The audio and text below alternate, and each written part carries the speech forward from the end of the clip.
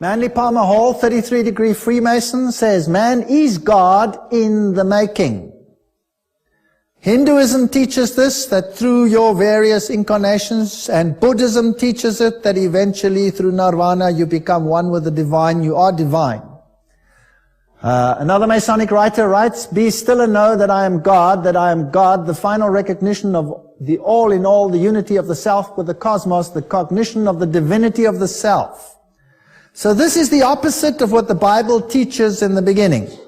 Sin would lead to death, but the serpent said, you will surely not die, you shall be like gods.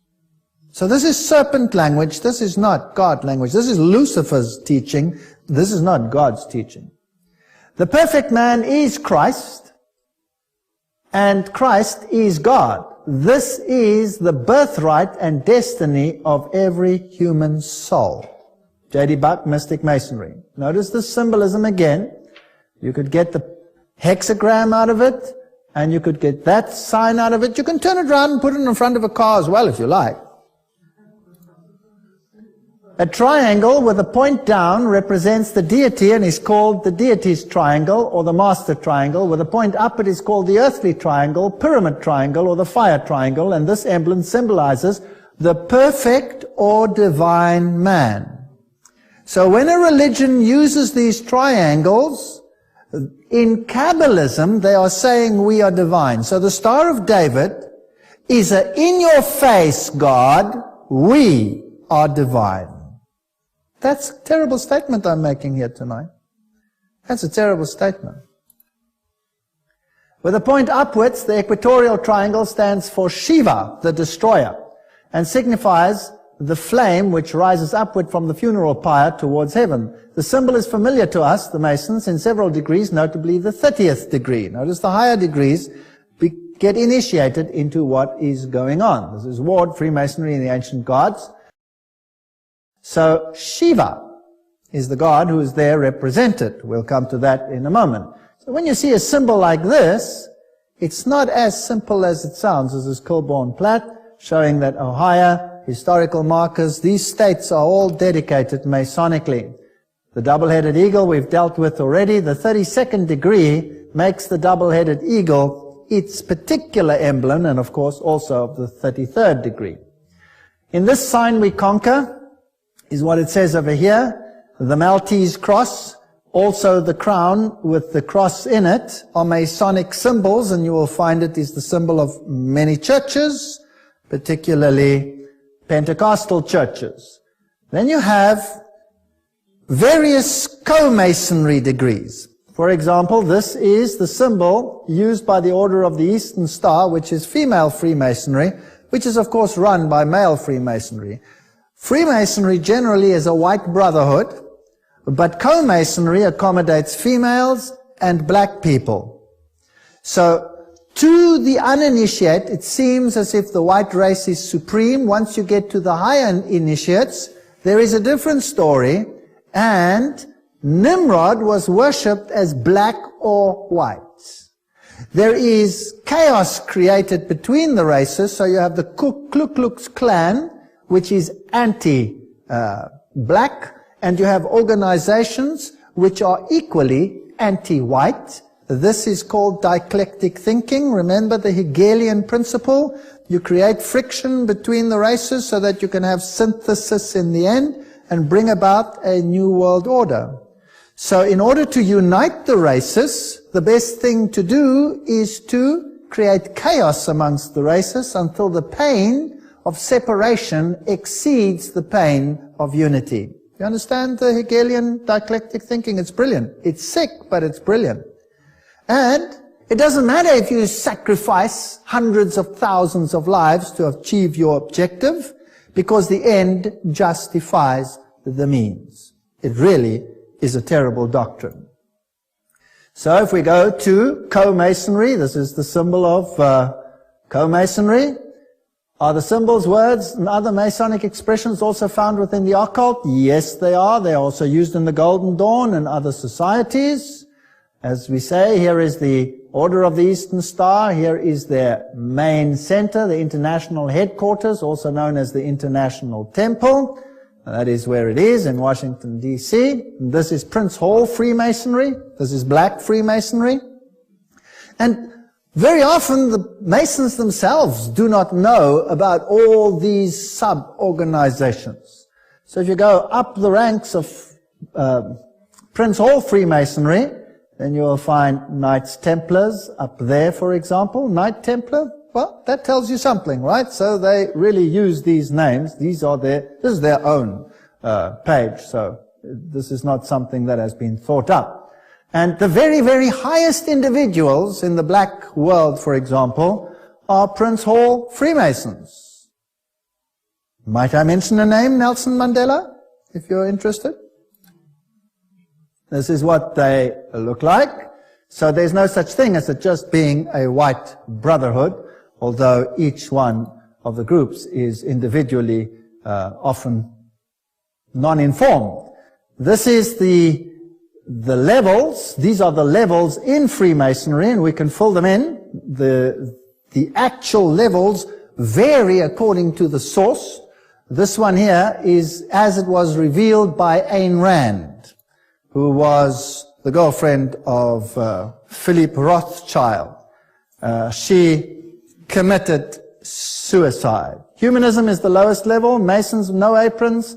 The YMCA, the whole Scout movement out there, etc., forms part of Masonic organizations. Rotary, the Lions, the Oddfellows, well, you have them right next door. The Lions, of course, use the two-headed lion, the Tsianus, the two-headed one, all those symbols. And these are all good organizations that appear to do very good things. Blue Masons, that's John's Masons. There you have the name John again. Get very nervous when you hear it. York Rite, Scottish Rite, Communism, B'nai B'rith, Jewish Masonry, Council of 500, Council of 33, Council of 500, also known as the Bilderbergers, if you like, the Council of 13. And at the highest level, we saw that the papacy is involved because the Jesuits control all of them, every single level. Here is the Pope in front of the Boy Scout movement, and this is the feeder organization into other organizations. And none of them know anything about it, so don't accuse them, but have a look at some of their symbolism and see if you find the Masonic symbolism there. You'll find it. Female Masons that were very prominent, of course, Helena Petrovna Blavatsky, founder of the Theosophical Society, Annie Besant, Alice A. Bailey, and Alice A. Bailey, her husband, was Foster. He was a 32-degree Freemason and part of Co-Masonry. They started a publishing company known as Lucifer Trust, which they later changed to Lucis Trust. This is Helena Petrovna Blavatsky. This one over here is Alice A. Bailey. And these are the ones who wrote down the secret of the secret doctrines. Of course, once they achieved the highest degrees, then they would have to be male. So Annie Besant is known as Brother Annie Besant, 33-degree Freemason. The same in the Egyptians. If a female pharaoh became pharaoh, then she was male. So Hatshepsut, for example, is figured with a beard, because you had to be an honorary male. You can't be the reincarnation of the sun god if you're a female. So Co-Masonry, Annie Besant, and all these high Masons, Alice A. Bailey, High Priestess of the New Age movement, received messages from a Tibetan known as Dwal Kul. On her writings, you will find, of course, the Masonic symbols. And these are her writings. And, of course, Blavatsky is the one who wrote Isis Unveiled, Secret Doctrine, and all of these mystic Masonic books, which are virtually impossible to get hold of, although these days you can, if you search, find them. Let me take you to one of the largest lodges in the world, which has become a museum. This one is in Guthrie, in Oklahoma. We'll go inside. You will see swastikas. They will say they are the other way around. Yes, that might be so, but that doesn't mean anything, because the one way around it represents the female aspect, and the other way around it represents the male aspect, so it doesn't make any difference. You will find the symbol of the sun god Ra. You'll find the all-seeing eyes. And then you'll see this statue. It can be male, it can be female. It makes no difference. You should figure that out by now. With the finger on the mouth. And they will tell you that means secrecy. Don't reveal the secrecies. Or quiet in the lodge. All kinds of nonsense they will tell you. It's got nothing to do with it. This is only for the initiate to know what this is. This is the symbol of Horus, and I'll show it to you in a moment. On the floor, you have the various pentagrams in this form over here, and the pentagons. And in front of the statue it says, all who stand here stand facing the east. Let each review his obligation and renew them in his heart. So this worship is towards the east, which the Bible forbade. Now there's the god Horus. You will notice that he's always depicted with his finger on his mouth. His religion is for the initiate. These are the dress of the various Masonic levels. The Sovereign Grand Commander has this symbol on the front. And there you have it on Sovereign Grand Commander Henry Clausen. That it is. That's the symbol of Baphomet. That's Baphomet, the androgenic god.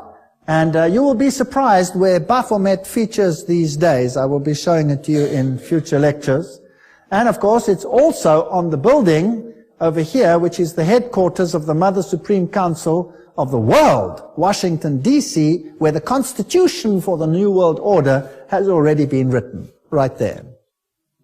That's Baphomet, and this is how the symbolism was also used by Alice A. Crowley. In the lodge, you will find IHS. I showed you that was the symbolism for the Jesuit order, Isis, Horus, Set. This stained glass window, in the light, it is, in the day, it is white. In the night, it becomes black, a very special technique. And if you know that Osiris was worshipped as black or white, then that explains the story. They have an Egyptian room with all the symbolism that goes along with it. They have an Assyrian room because they represent